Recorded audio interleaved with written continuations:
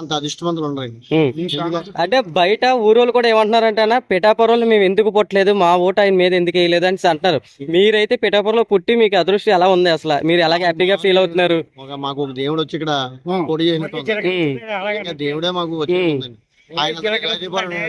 నిన్న ఒక ముద్రగడ పద్మనాభ గారు అమ్మనాభూతులు నానాభూతులు వాళ్ళ కుటుంబాన్ని విమర్శించే ఒక వాళ్ళ ఆడపడుచు అయిన వాళ్ళ ఆడపడుచు ఇంటికి వస్తే నా చెల్లెలు నా కుటుంబం నువ్వు మీ నాన్నగారిని విమర్శించి నువ్వు నా దగ్గర రావద్దు, మీ నాన్నగారి దగ్గర నేను వచ్చి నేను తీసుకెళ్తే నేను ఇస్తానని చెప్పేసి చాలా మంచిగా పంపితే ఈ రోజు పొద్దున మళ్ళీ వాళ్ళ అక్కల్ని వాళ్ళ చెల్లెల్ని చాలా దుర్మార్గంగా మాట్లాడాడు ఆయన.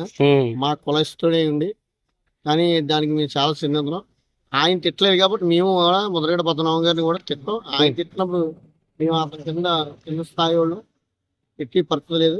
కానీ ప్రజలే మా పవన్ కళ్యాణ్ గారి మాటలు ముద్రగడ పద్మనాభం గారి మాటలు విని బ్యాలెన్స్డ్గా ఓట్లు ప్రతి ఒక్కరు వేస్తారని కూడా మేము అనుకుంటున్నాం. సార్ ఇంకో క్వశ్చన్ ఏంటంటే వంగా గీత గారు ఇప్పుడు చాలా వరకు మెజార్టీ తక్కువ అని చాలా మంది జనం చెప్తున్నారు.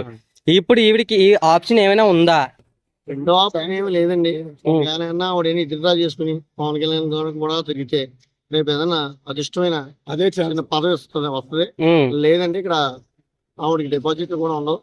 దానివల్ల జనసేనలో పార్టీలో కలిస్తే ఆవిడకు ప్లస్ అవుతుంది. ప్లస్ అవుతారు. ఏదో పదవి మేము అవసరం అయితే మా నియోజకవర్గం అంతా వెళ్ళి కూడా ఆవిడ పదవి ఇవ్వమని సానుభూతితో కోరుతున్నాం. వంగా గీత మాకు తెలుసండి.